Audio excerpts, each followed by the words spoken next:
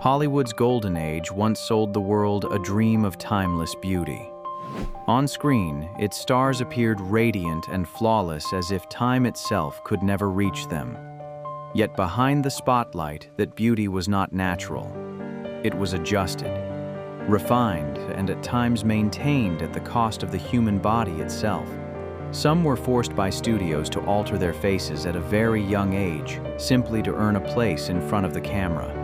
Others endured constant hair treatments until their bodies were affected by chemical exposure.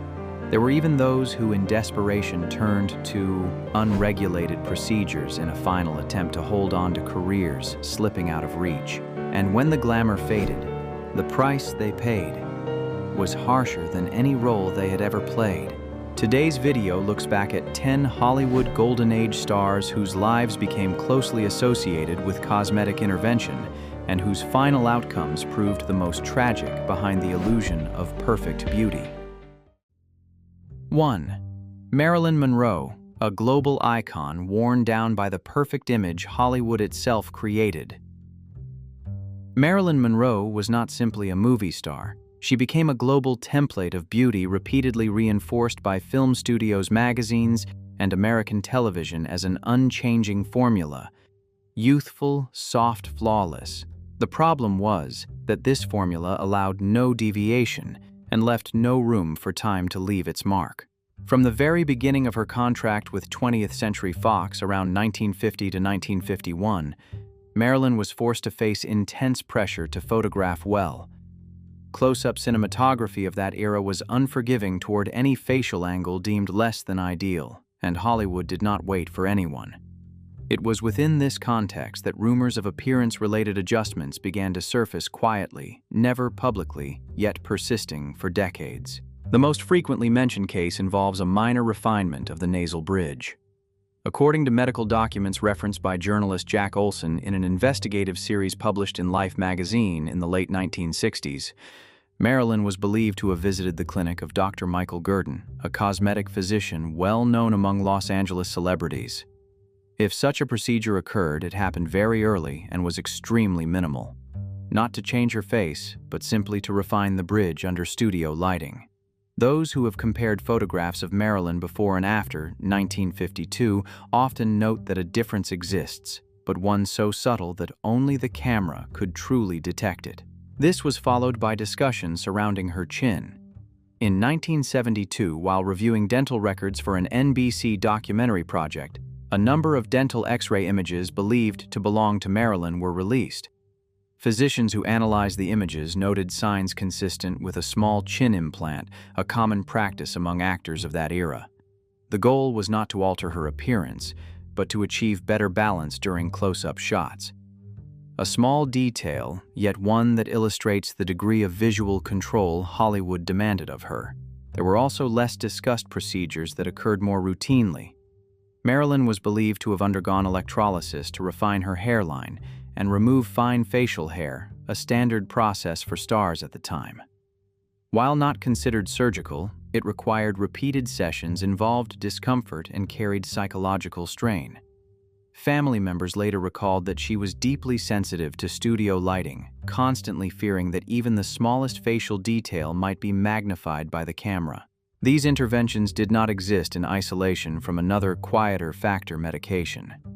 In the notes of her personal physician, Ralph Greenson, who closely accompanied Marilyn during her final years in Brentwood, California, she was documented as regularly relying on prescriptions to maintain her working rhythm sleep schedule and public appearances in accordance with the image Hollywood expected. Not to feel happier, but to remain in character even after the cameras stopped rolling. The consequences did not appear overnight. They accumulated. Each minor adjustment, each refinement, each flawless appearance before the lens gradually eroded her endurance. By the early 1960s, the pressure had become a prolonged psychological burden, even as the public continued to see only a smiling, alluring Marilyn who seemed unchanged by time.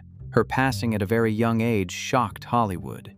Yet what remains more haunting is the unresolved question left behind: what price did an icon created, to never grow old, ultimately pay to preserve that image until the very end? And Marilyn was not alone in that cycle.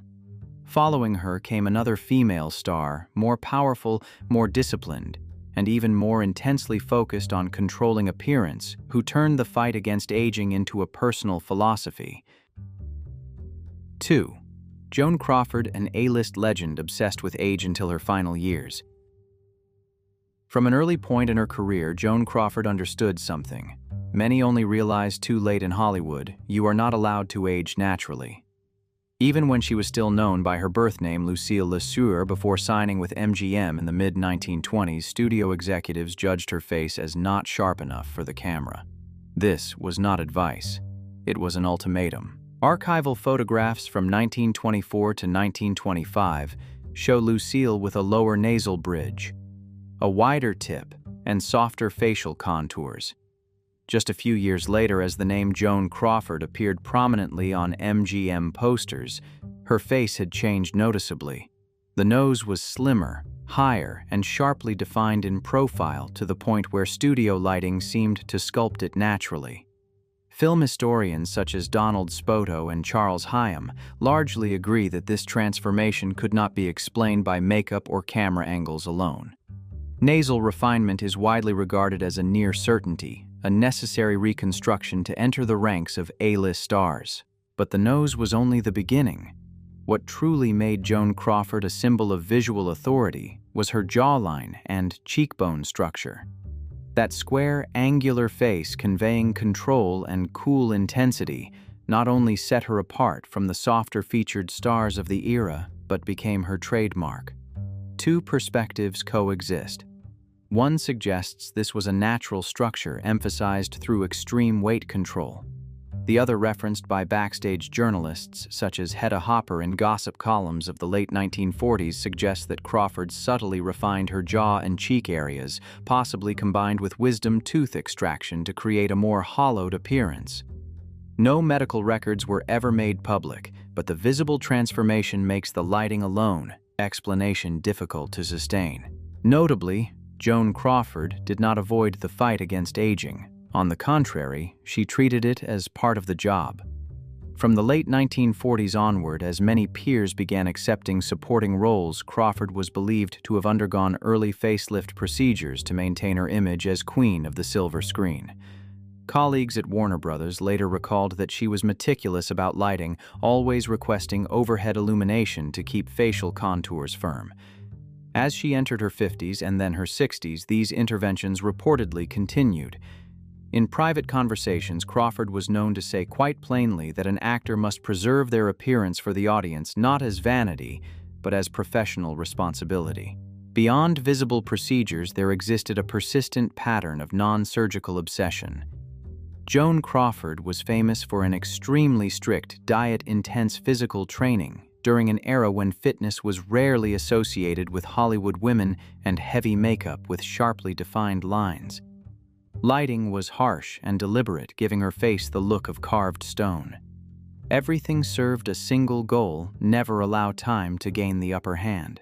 In her later years, when she was over 70 and living primarily in her New York apartment, rumors became more delicate. Some biographers, such as Thomas McNulty, suggested that Crawford may have quietly pursued informal rejuvenation procedures at home, including facial tightening and injectable treatments, avoiding hospitals to prevent official records. At that time, she rarely appeared in public, which only intensified speculation about what was happening behind closed doors. In 1977, Joan Crawford's death was officially recorded as the result of a cardiovascular event. However, the absence of detailed medical reporting combined with years of persistent rumors led some biographers to question whether the incident may have occurred during or shortly after a private rejuvenation procedure. Crawford's story thus stands not merely as the conclusion of a legend, but as a stark illustration of the relentless pressure Hollywood placed on women once age became a direct threat to power. And the irony is that not everyone entered this battle with the level of authority Crawford possessed. There was another star as well, also reshaped from the ground up to meet Hollywood standards, but the price she paid unfolded more quietly, more painfully, and across an entire lifetime. 3. Rita Hayworth, a beauty reshaped to fit Hollywood standards. Hollywood did not simply discover Rita Hayworth. Hollywood reconstructed her. Before becoming one of America's most celebrated symbols of allure in the 1940s, she was Margarita Carmen Cancino, born in 1918 in Brooklyn, to a Spanish heritage family. Her beauty carried strong Latin features, striking and expressive, yet considered incompatible with the white American ideal that film studios of the era were actively promoting. When she signed a contract with Columbia Pictures in the late 1930s, Margarita Cancino was bluntly informed that her appearance would require comprehensive modification if she hoped to become an A-list star. The most psychologically demanding intervention did not involve the nose or chin, but rather the hairline. In multiple interviews Rita Hayworth later acknowledged, including a conversation with Life magazine in the early 1940s, she underwent years of hairline electrolysis. The purpose was to raise the forehead and make her face appear more Western, reducing visible Latin traits. Electrolysis was not a one-time process. It involved repeated painful sessions that required both physical endurance and mental resilience. Rita reportedly told friends that the sensation of needles against her scalp kept her awake many nights. Yet she continued because it was, in her words, the price of admission to survive in Hollywood. At the same time came nasal refinement. Comparing photographs of Rita before and after her rise to fame shows a straighter nasal bridge and a more refined tip, though not to the extent of erasing her original features. Film historians generally agree this was a minimal adjustment, just enough to suit studio lighting and close-up camera angles. Columbia had no intention of eliminating her natural beauty. They merely sought to standardize it. Another decisive but less frequently discussed change involved hair color. Rita Hayworth was not born with vibrant red hair. Columbia required continuous coloring combined with styling and lighting to transform her into a quintessential American screen siren. This was a form of invisible alteration, leaving no physical marks, yet nearly erasing her original identity. Margarita Cancino gradually disappeared, replaced by Rita Hayworth, a figure carefully designed to appear flawless on screen. All of these transformations culminated in 1946 with the release of Gilda. Rita Hayworth's image in a black gown framed by flowing red hair became an enduring symbol of popular culture. Yet behind that brilliance lay a painful contradiction. Rita herself was deeply uncomfortable with the image the public adored. A well-known remark attributed to her and recorded by journalist Shirley Eder captured this divide. Clearly, men fell in love with the woman on screen, but woke up beside someone entirely different. The higher her career rose, the wider the gap grew between her true self and her public image. Rita Hayworth was never allowed to return to being Margarita Cancino. Every effort to preserve the image carried long-term consequences. After fame passed its peak, her physical and emotional well-being declined noticeably. The appearance-related interventions of her early years did not trigger an immediate medical crisis, but they marked the beginning of prolonged strain, one in which both body and mind bore the lasting effects of being reshaped too early and too completely. Rita Hayworth's story reveals another side of Hollywood's golden age. Not everyone collapses immediately. Some live long, luminous lives, yet carry a deep sense of lost identity until the very end. And after her came another actress as well, also celebrated for her appearance, but whose path beyond the spotlight led to a very different conclusion. 4. Jane Russell, a lasting symbol of allure who could not escape its biological cost. Jane Russell's image is inseparable from an era in which Hollywood was captivated by the visual celebration of the female body. From the moment The Outlaw premiered in 1943, the name Jane Russell came to represent not just an actress, but a physical ideal repeatedly featured across newspapers, television, and promotional posters. Howard Hughes personally intervened in costume design to emphasize her figure, turning her body into a national focal point. From that point on, her appearance was no longer private, it became public property. What is often overlooked is that this pressure did not disappear once her career peaked. On the contrary, it extended across decades. Jane Russell continued to appear in public and remained widely described as an ageless symbol of appeal. That reputation imposed an unusually prolonged expectation on her body. According to reports from the Los Angeles Times in the late 1980s, Russell remained highly conscious of maintaining a polished appearance, even long after leaving the film set. Some sources within Hollywood's dental community suggested she had dental adjustments to preserve a uniform smile for television appearances, along with mild skin treatments later in life to maintain a healthy look, though no public medical records ever confirmed specific details. If such measures occurred, they were not intended to reinvent her appearance, but to sustain the familiar image audiences recognized. Time, however, is indifferent to reputation. In her final years, Jane Russell's body bore the marks of aging and of a lifetime lived under visual pressure. In early 2011, she underwent a medically necessary lung procedure in California. This was not cosmetic in nature, but a clinical intervention on a body nearing 9 decades of life. According to reports from Santa Maria and close associates cited by American media, the procedure itself followed proper medical protocol. Recovery, however, proved difficult. Post-operative complications led to a rapid decline in her health, and her body could no longer regain equilibrium as it once had. Jane Russell passed away in late February 2011, closing the long journey of a woman once regarded as timeless in the public imagination. And after Jane, there was yet another actress, one who spent much of her life racing against youth, only to find that the obsession became a shadow that never left her private world. 5. Lana Turner, a major star living through a long war with the fear of aging. Lana Turner entered Hollywood not through grand ambition, but through a fairy tale accident.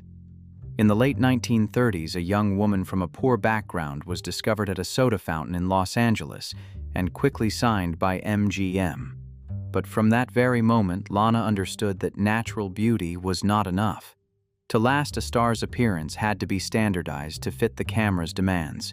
Early photographs show that Lana's face still carried a raw, unpolished quality when she first began. Her nose tip was slightly large, the bridge lower, and the profile subtly broad, very different from the sharper look audiences would later recognize. Only a few years after becoming one of MGM's leading stars, her appearance changed noticeably. The bridge looked higher and straighter, the tip more refined, catching studio light more effectively. Film researchers, including historian Scott Amon, largely agree that Lana Turner likely had a very minor nasal refinement. Not to reinvent her face, but to reach what was called camera standard, beautiful enough, yet subtle enough that viewers would not perceive intervention. The next change came very early, perhaps even before Lana had time to enjoy her fame.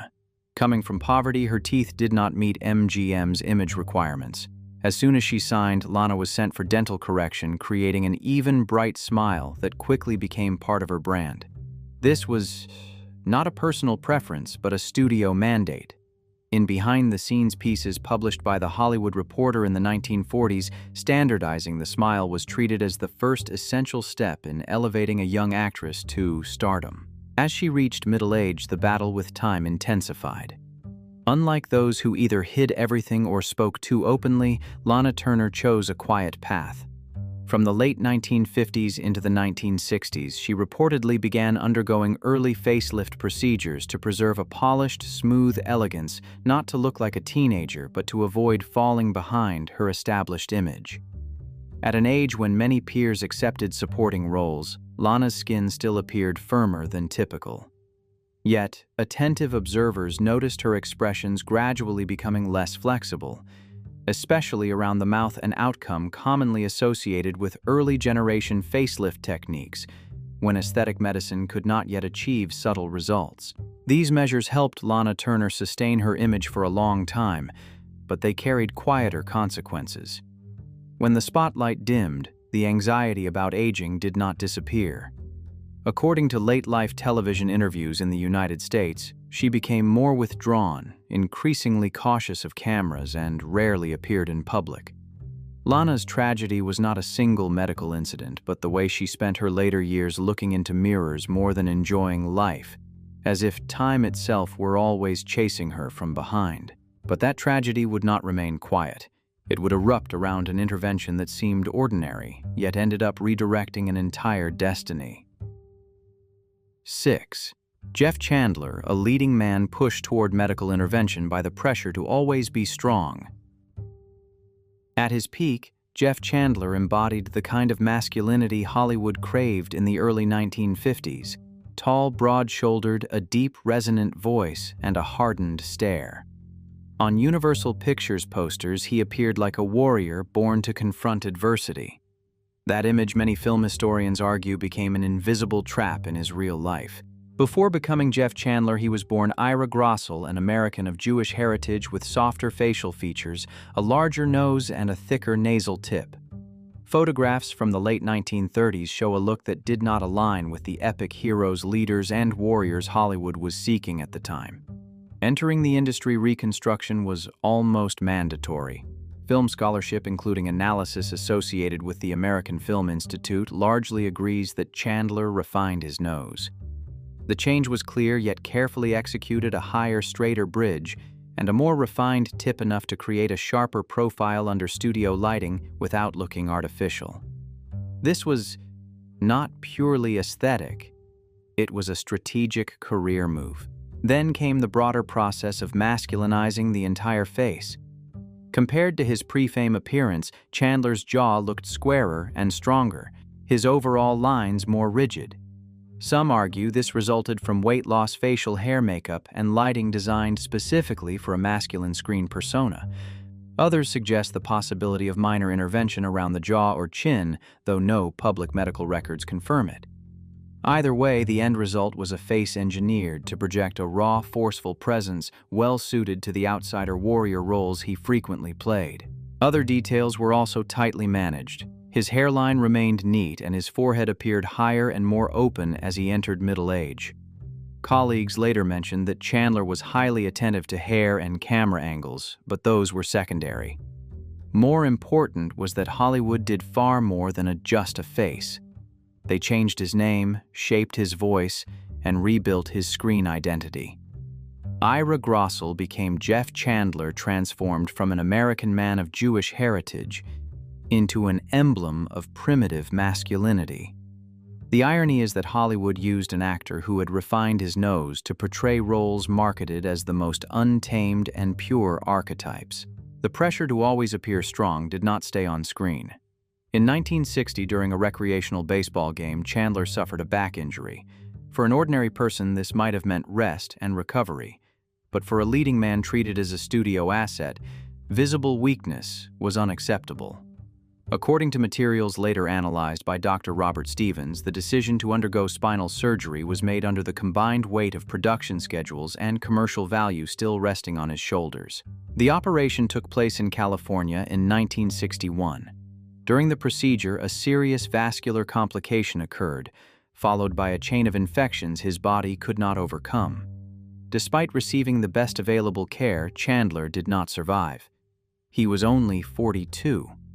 His case is often cited in medical discussions as an example of VIP treatment, where fame can make medical decisions more rushed than necessary. Fragility in the end would not come from strength exploited, but from youth spent too quickly in an era when medicine had not yet caught up with the demands of the spotlight. 7. Jean Harlow, the blonde icon worn down by extreme beauty standards. In the early 1930s, Hollywood found, perhaps for the first time, a beauty template it could replicate at scale. Jean Harlow, born in 1911 in Kansas City, was rapidly elevated by MGM as America's dream blonde. But that title was not a natural gift. It came with a chain of beauty requirements that the body of a woman barely in her 20s could not endure for long. Jean Harlow was not born with platinum hair. To produce the platinum blonde image, the studio required constant bleaching under an exhausting schedule. The formulas of that era, described by columnists such as Luella Parsons in behind-the-scenes entertainment writing, were extremely harsh mixtures, involving ammonia peroxide soap and even industrial bleaching agents. Each session was not merely beauty care but an assault on the scalp. The skin-burned hair broke and fell out, and signs of chemical strain appeared over time. This was non-surgical beautification, yet its effects could reach far deeper into the body. Alongside the hair, Jean's skin also endured severe pressure. To conceal worsening damage, she was forced to apply heavier makeup than usual and rely on aggressive lighting to soften imperfections on camera.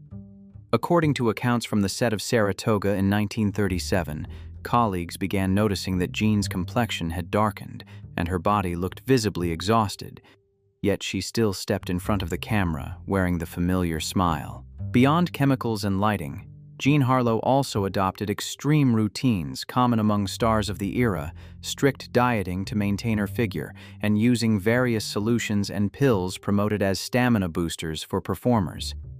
Together, these practices accelerated physical decline. They were considered normal in a period before Hollywood had any real concept of long-term health care for artists. By mid-1937, Jean's condition deteriorated sharply. Doctors began preparing for urgent medical intervention, but by then it was too late. Jean Harlow passed away at only 26, becoming one of Hollywood's earliest and most shocking losses.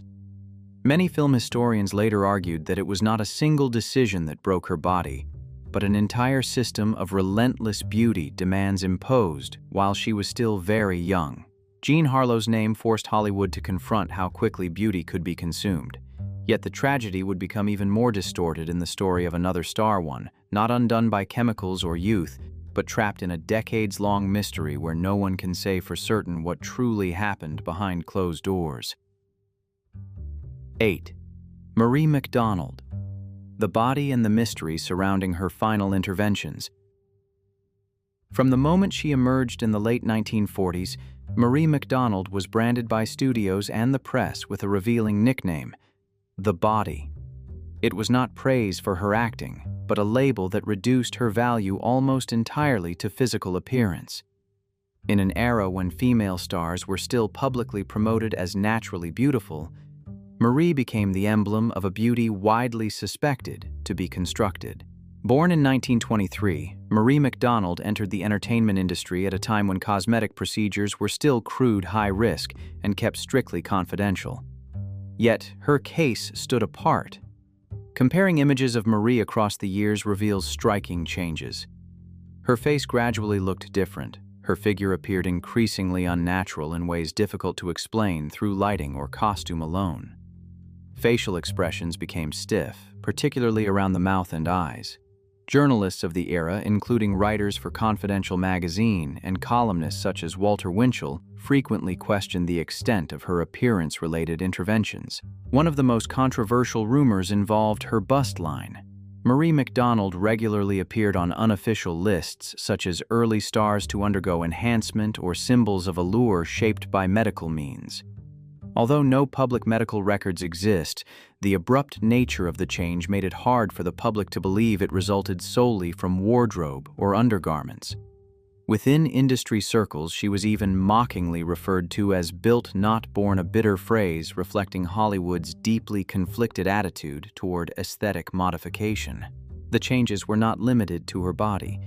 Over time, Marie's face also evolved. Her smile lost its softness, her skin appeared unusually taut. Classic signs associated with early-generation facial tightening techniques.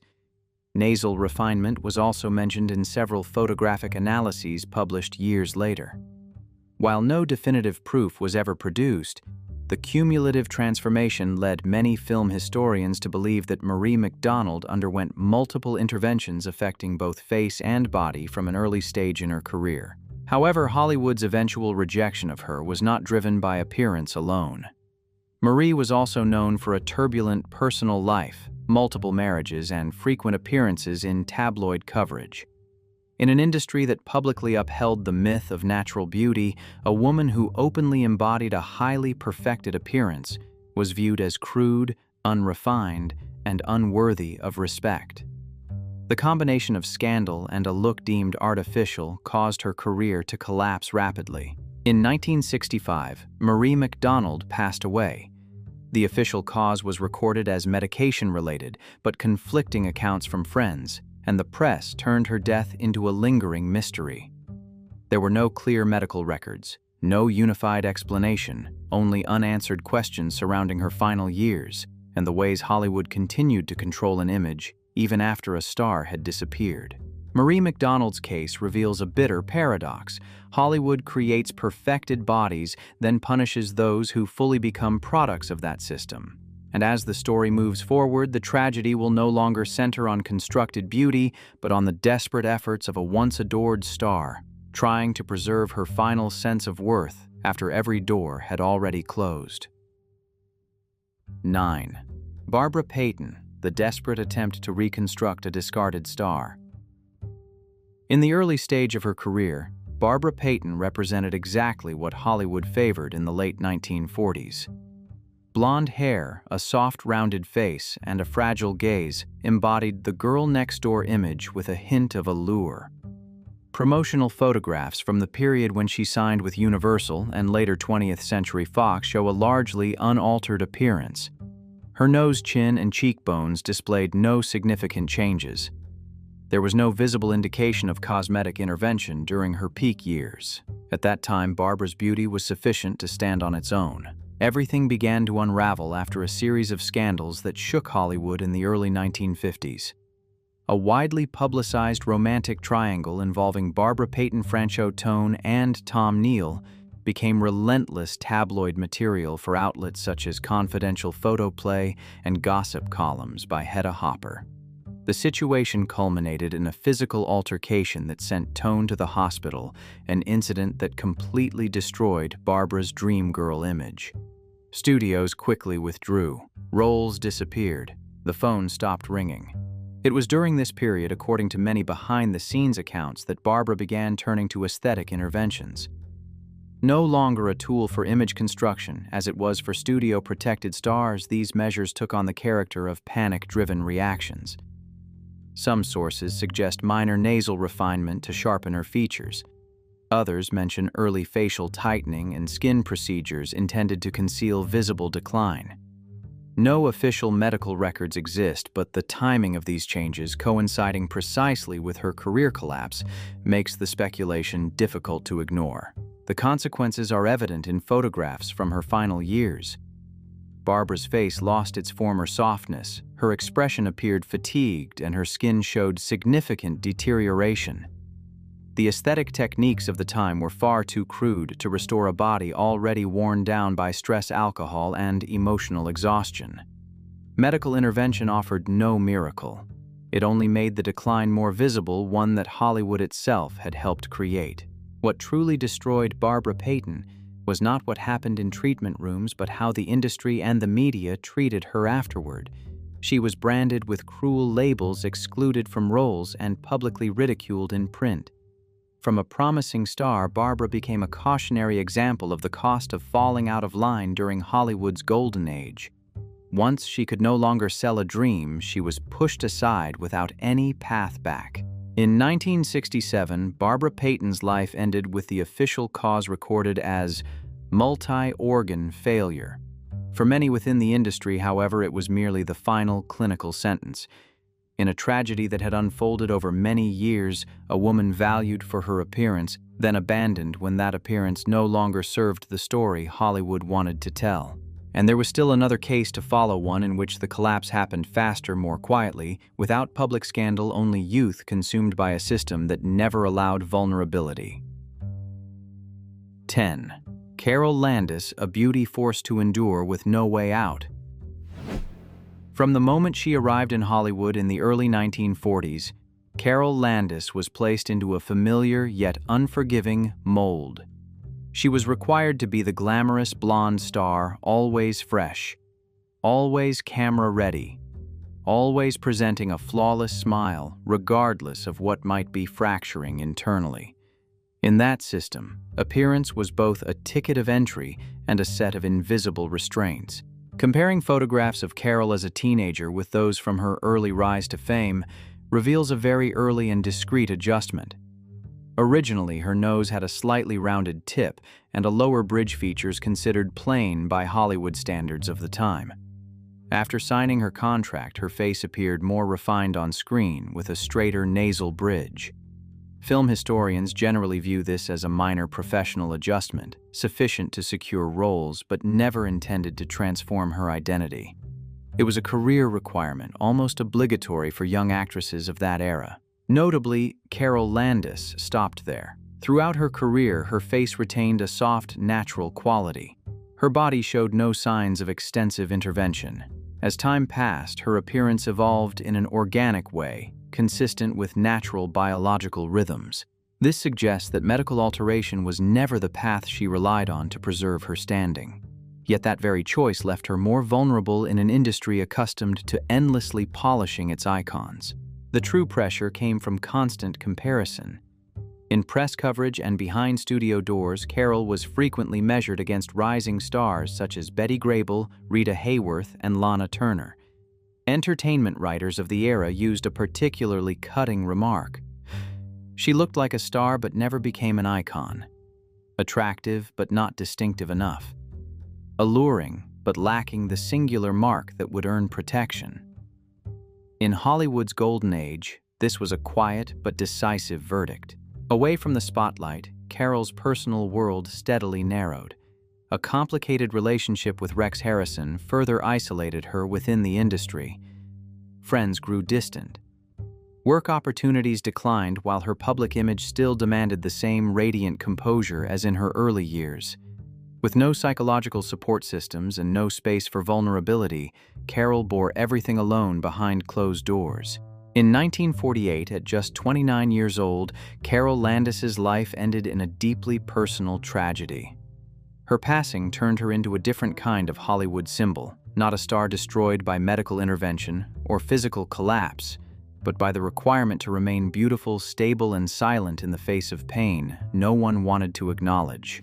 Behind the flawless beauty that once captivated the world lie stories rarely told, where appearance becomes pressure and intervention becomes the cost of survival. If you have thoughts on these tragedies or know of other cases from Hollywood's golden age, leave a comment below to continue the discussion. And don't forget to subscribe and turn on notifications so you won't miss future videos exploring the darker side behind the glamour of the film industry.